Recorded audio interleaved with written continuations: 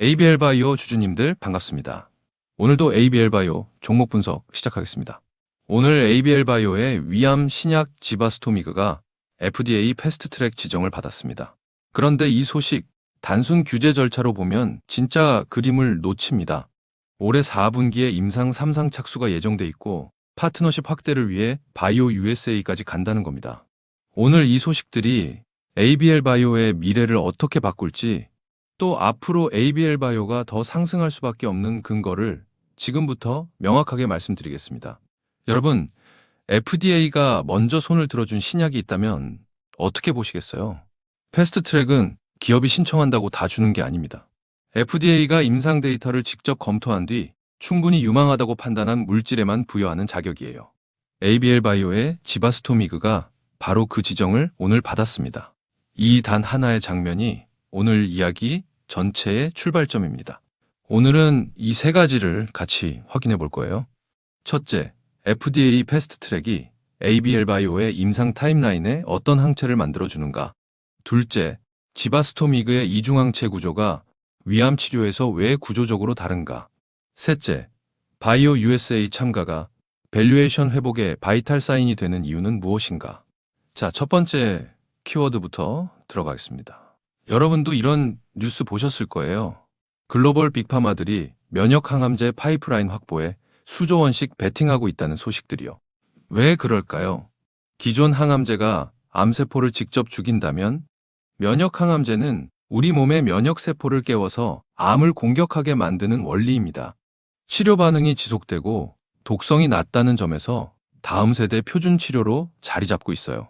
그렇다면 지금 이 흐름에서 ABL 바이오는 어디에 서 있을까요? 이중항체 전문 기업이라는 정체성이 바로 그 답입니다. ABL 바이오가 어떤 기업인지 한번 짚어볼까요? 두 가지 표적을 동시에 잡는 이중항체 플랫폼을 핵심으로 하는 전문 바이오 기업입니다. 그냥 신약 개발사 아니냐고요?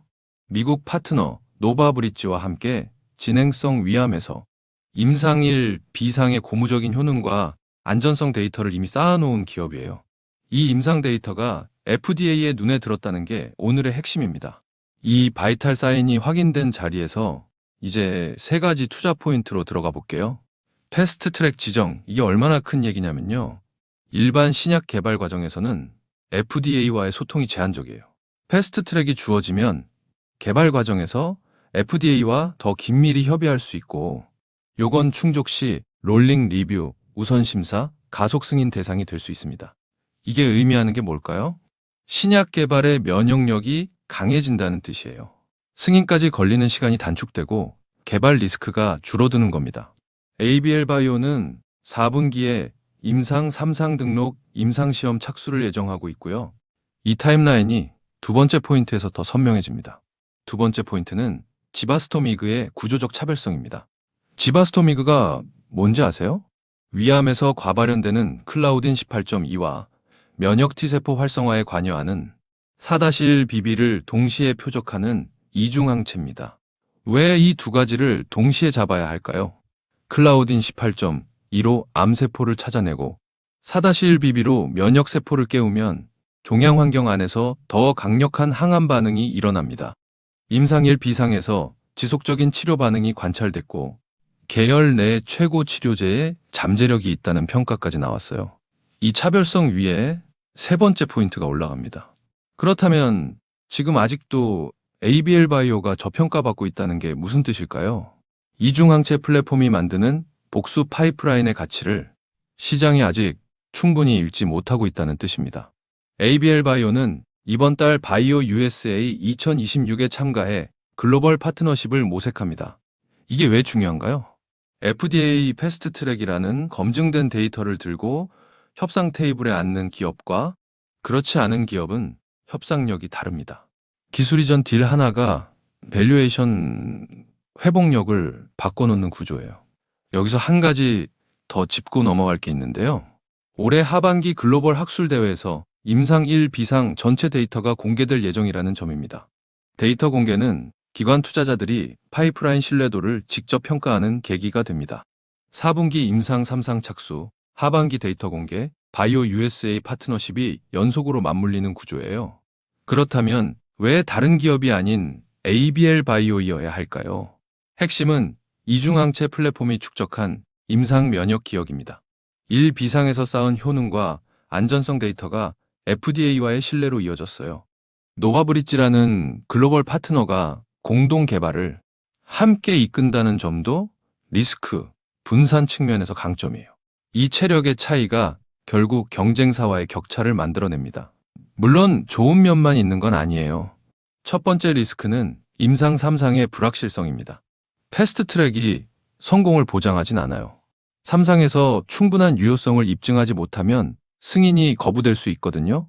그렇다면 이 리스크 때문에 당장 팔아야 할까요? 절대 아닙니다. 1비상에서 이미 고무적인 데이터를 확인했고 FDA가 그 데이터를 검토한 뒤 패스트 트랙을 부여한 겁니다.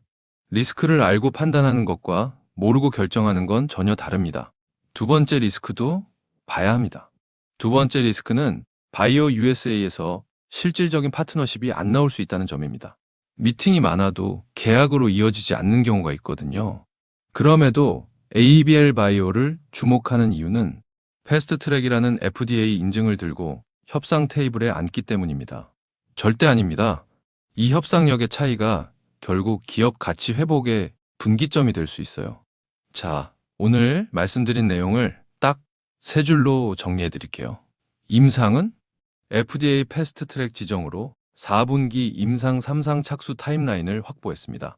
기술은 클라우딘 18.2와 4-1BB 이중항체로 위암 면역 항암제 계열 최고를 노립니다. 파트너십은 바이오 USA에서 글로벌 기술 이전 가능성을 열어놓은 상태입니다. 앞으로 ABL 바이오에서 눈여겨봐야 할 변곡점은 뭘까요? 첫째는 바이오 USA 이후 파트너십 계약 공시입니다. 둘째는 하반기 학술대회 데이터 공개와 4분기 임상 3상 착수입니다. 여러분이 이 타임라인을 지금 알고 있다는 것, 그게 오늘 영상의 의미입니다. 오늘 ABL 바이오에 대한 모멘텀과 리스크 측면은 이쯤에서 설명을 드리겠고요. 지금부터 굉장히 중요한 내용 하나만 말씀드리겠습니다. 여러분, 제가 지금부터 여러분들이 어디서도 들을 수 없는 엄청난 이야기 하나만 드려볼게요. 최근 삼성전자, SK하이닉스 많이 오른 거 다들 알고 계시죠? 시총일위 삼성전자는 단기간에 무려 4배가 올랐고 20만 원 하던 SK하이닉스는 100만 원까지 무려 5배가 올랐습니다. 그런데 수많은 전문가들은 아직도 더 상승이 가능하다고 말합니다. 일단 많은 분들이 HBM 때문에 오른 거 아니야? 아직 더 오를 게 있어? 여기서 하나만 확실히 말씀드릴게요. 이 HBM 때문에 올랐다는 말, 반은 맞고 반은 틀렸습니다. 진짜는 아직 시작도 안 했어요. 지금 시장이 주목하는 건 HBM 그 너머에 있습니다. 지금 삼성이 수조 원대 자금을 쏟아붓고 있는 기술, 아마 들어보셨을 겁니다. 바로 유리기판입니다. 그리고 지금 시장에 알려지지 않은 어떤 한 기업이 유리기판의 게임 체인저로 조용히 떠오르고 있습니다. 이미 삼성의 막대한 자본이 이 기업으로 흘러들어가고 있고 AI, 반도체, 2차 전지까지 세 가지 테마가 동시에 엮여 있습니다. 최근 시장만 봐도 테마가 너무 빠르게 바뀌잖아요.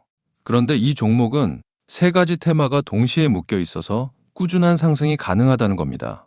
그리고 지금 시점에서 가장 중요한 질문 하나 드려볼게요. 여러분, 지금 엔비디아, 인텔, 구글의 가장 큰 고민이 뭔지 아세요? AI 성능은 하루가 다르게 진화하고 있는데 문제는 그만큼 열도 어마어마하게 뿜어낸다는 겁니다. 성능이 올라갈수록 발열도 함께 올라가는데 기존 반도체 구조로는 이제 그 열을 감당할 수가 없는 거예요.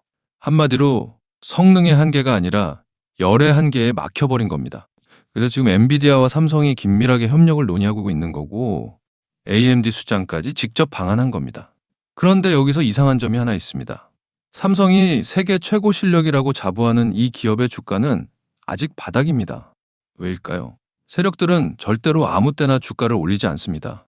항상 남들보다 먼저 오랜 시간 매집을 하고 그 다음 재료가 시장에서 부각되기 시작할 때 그때부터 본격적인 상승세를 보여준 겁니다.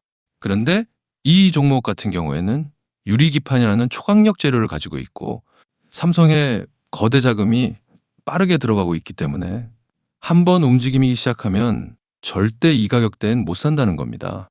그리고 소름 돋는 게 하나 더 있습니다. 제가 작년에 추천드렸던 원익홀딩스 기억하시죠?